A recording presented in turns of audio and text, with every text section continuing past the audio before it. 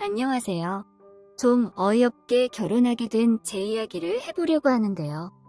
뭐 그렇게 크게 특이한 일은 아닌데 요즘에 결혼에 대한 회의감도 좀 많이 들고 그래서 그냥 넋두리나 해보려고 혼자 소주 마시면서 사연을 써서 보냅니다. 퇴근하고 나서 저녁에 마른 오징어에 한 장 걸치고 나니까 괜히 마음도 심란하고 그때 기억이 나곤 하네요. 뭐 그때야 당연히 결혼 생활이라는 게 이럴 줄 몰랐으니까 다들 하는 결혼 그까짓 거 한번 해보자는 생각으로 하긴 했는데 막상 하고 나니까 확실히 예상했던 거랑 많이 다르긴 하더라고요. 좋다 안 좋다 이렇게 평가하려는 것보다는 예상했던 것과는 너무 다르다는 겁니다. 한마디로 정리하자면 재미가 없다고나 할까요? 연애할 때랑 동거랑은 완전히 다른 느낌도 들고 사소하게 부딪히는 일이나 잔소리 듣게 되는 일도 많고 그렇다 보니까 본의 아니게 집에 있는 것만으로도 스트레스가 많이 받더라고요. 회사 부장님들이 주말에도 출근해서 회사에서 시간 보내고 주말마다 등산하러 가자면서 집을 나오려는 이유가 조금 공감된다고나 할까요? 회사에서야 부장님 대접을 해주지 집에서는 부장님 대접도 못 받잖아요. 나이 많은 팀장이든 부장이든 상무든 전무든 다 똑같겠죠. TV 보니까 정치인들도 집에서는 완전 그냥 뒷방 늙은이 취급받던 사람도 있던 거려. 사실 저는 어릴 때부터 비혼주의자였는데요. 결혼에 대해서 딱히 부정적이거나 결혼을 절대 하지 않겠다고 생각한 건 아니었어요. 나이가 들면 언젠간 결혼도 하고 행복한 결혼 생활을 이어나가겠지.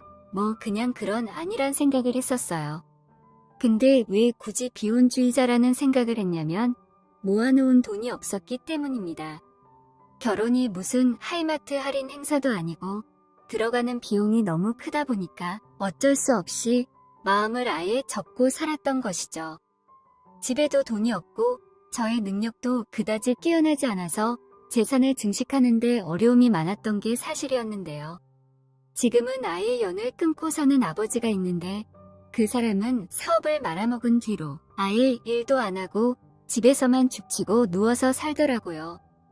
매일 바둑이나 두고 낚시나 하러 가고 그런 한량이었는데 나름대로 아예 계획이 없는 건 아니었어요.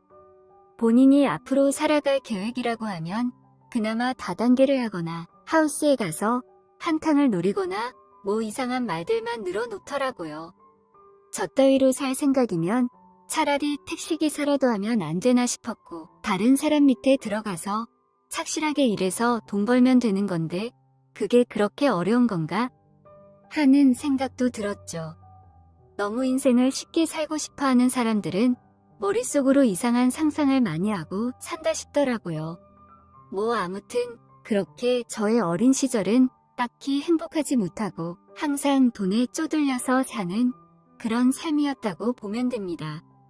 그렇게 가난하고 불우한 집에서 어머니랑 아버지는 매일같이 싸우고 평화로운 외식 한 번 못하고 그렇게 살다 보니까 돈이 없어서 대학교도 못 갔는데요. 고등학교 졸업하자마자 술집부터 시작해서 주차 요원에, 주유소에, 스키장에, 철판 만드는 공장에도 들어가 보고 공항에서도 일하고 이것저것 정말 많은 종류의 아르바이트를 하면서 살았습니다. 그렇게 아르바이트에서 받은 월급으로 어머니랑 동생 뒷바라지를 했죠. 이미 제가 아르바이트를 시작할 나이가 됐을 때는 아버지가 집을 나가버려서 저처럼 이렇게 착실하게 살아가는 사람이 저밖에 없는 상황이었고 가족들을 먹여 살리기 위해서는 이렇게밖에 할 수가 없었어요. 참 어이가 없지 않습니까? 나이가 몇 살이라고 벌써부터 집안의 기둥이 돼서 돈 벌어서 사람들을 먹여 살리고 있는 건지 어이가 없었지만 이게 내 팔자다 싶으니까 그냥 그러려니 하게 되더라고요. 그러다 군대를 다녀와 보니 어머니와 아버지의 관계는 완전히 정리가 됐고 동생도 아르바이트를 할 나이가 되면서 나름대로 집안의 가장 노릇을 하고 있긴 했습니다. 돈도 벌고 어머니랑 맛있는 것도 먹고 그러더라고요. 저는 이제 돈을 계속 벌면서 대학이나 한번 들어가 볼까 싶었는데 그때 당시에 통장에 큰 돈은 아니었지만 대학교 등록금에다가 용돈까지 넉넉하게 모아놓은 상태였거든요. 그렇게 이것저것 닥치는 대로 일하면서 돈을 벌었는데 연을 끄는 아버지가 제 명의로 만들어 놓은 이상한 금융상품인지 뭔지 들어도 모를 것 같은 그런 것 때문에 제가 그 돈을 다 물어줄 위기에 처하게 됐어요. 경찰서에도 가보고 십시일반 제가 겪은 문제에 대해서 물어봤지만 법적으로는 문제가 없다면서 해결할 수 있는 방법을 안 가르쳐 주더라고요. 어딜 가든지 아버지를 잘 설득해서 원만하게 해결을 하라는 소리나 하고 있으니까 정말 답답해 죽을 뻔했습니다.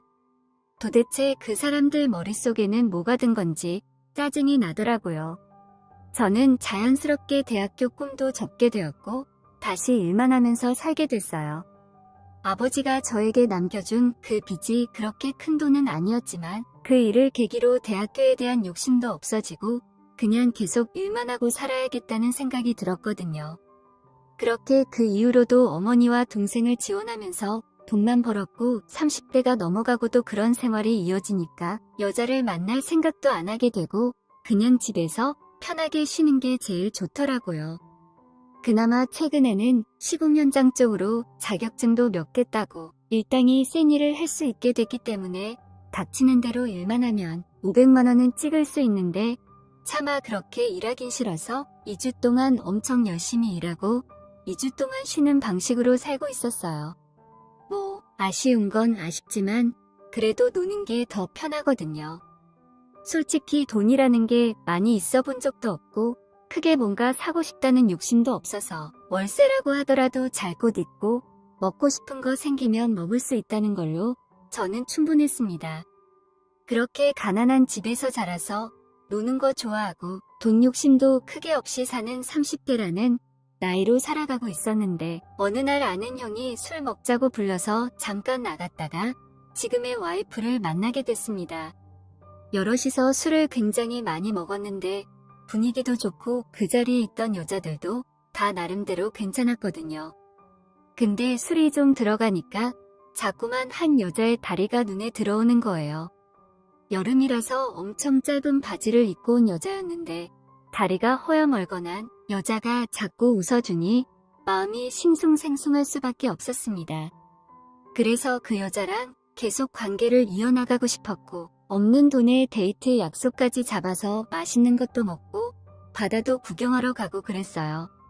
그날부터 열심히 꼬셔서 대략 보름 정도가 지났을 때쯤에 본격적으로 그 여자와 사귀기로 했는데 그 여자도 저와 마찬가지로 결혼할 생각은 없어서 연애만 하기에는 딱 좋다고 생각했어요.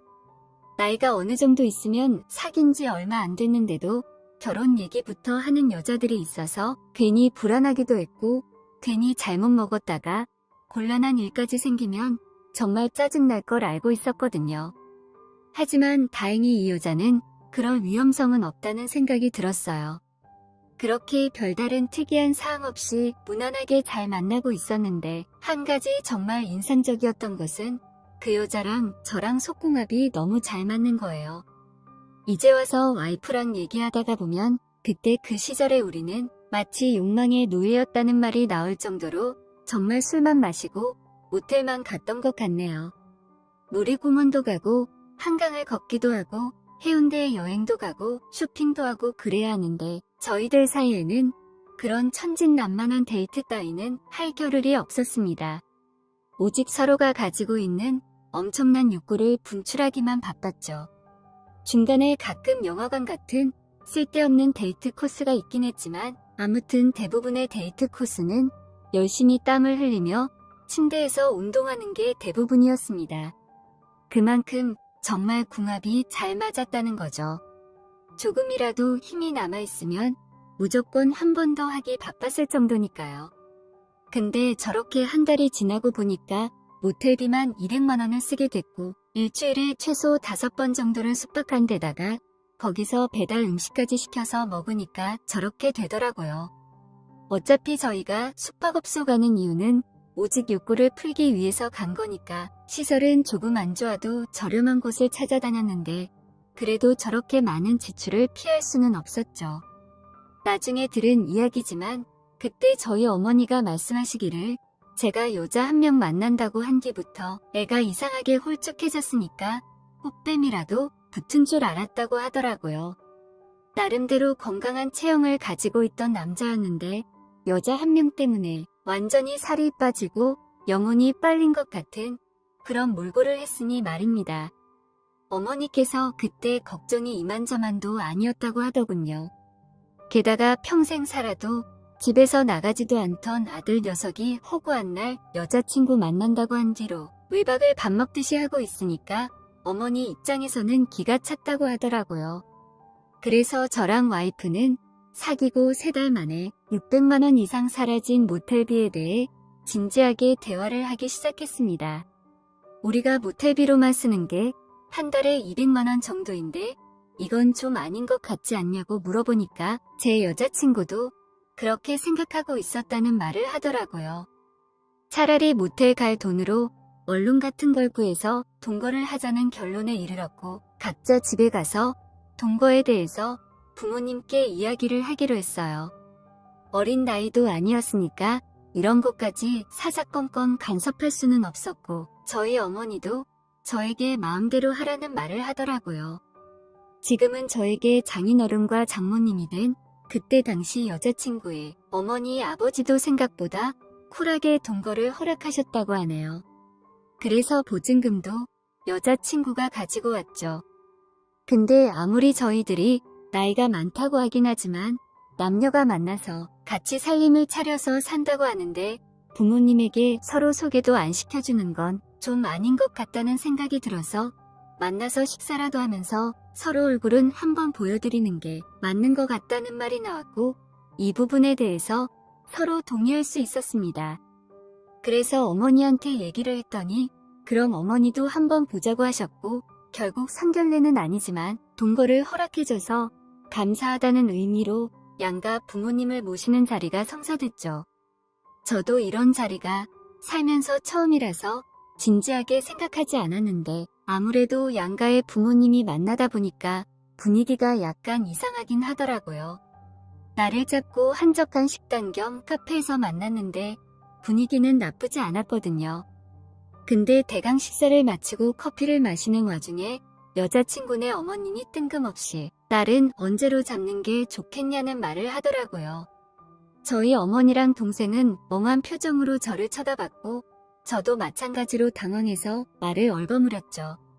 제가 그렇게 갑자기 당황하고 있으니까 저희 어머니가 또 나름대로 순발력이 좋은 편이라서 딸은 원래 여자 쪽에서 잡는 걸로 알고 있다면서 여자 쪽에서 한번 잘 상의해보라고 대답을 해버렸습니다.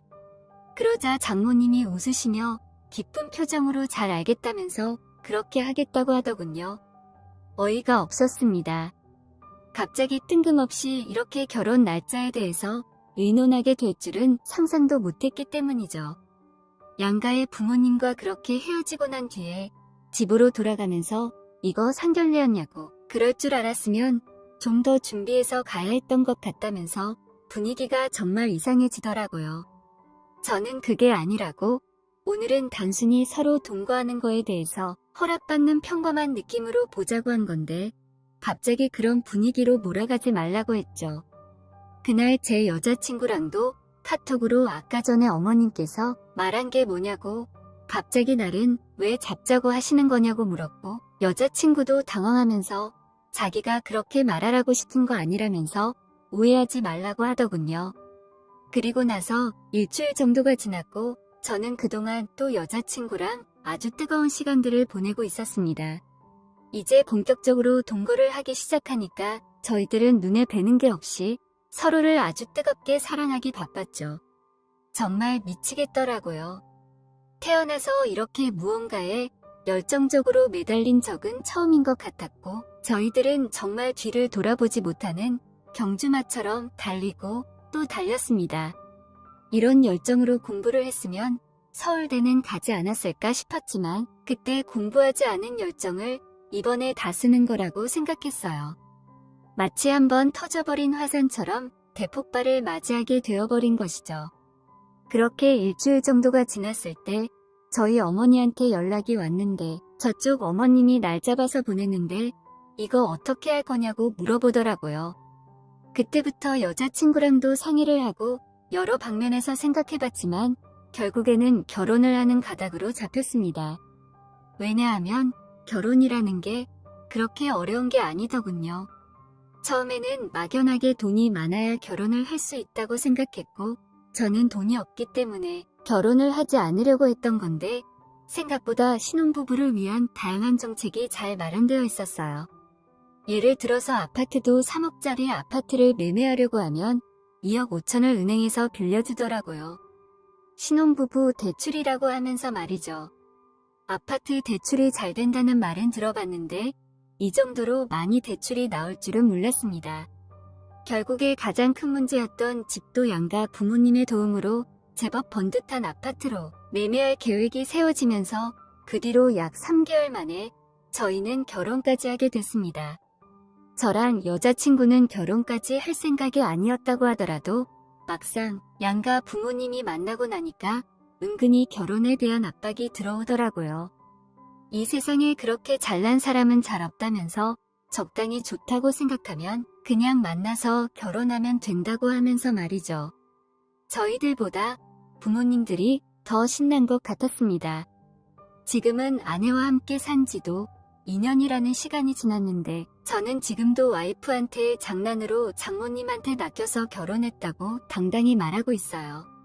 그럴 때마다 와이프가 저를 째려보곤 하는데 맞는 말이라 자기도 뭐라고 못하더라고요.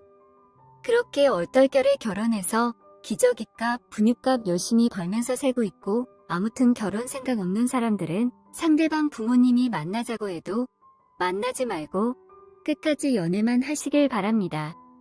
양가 부모님한테 서로 인사하는 순간부터 이상하게 결혼해야 하는 분위기가 생기면서 곤란해지는 상황이 생길 수 있습니다. 결혼은 진지하게 생각하세요.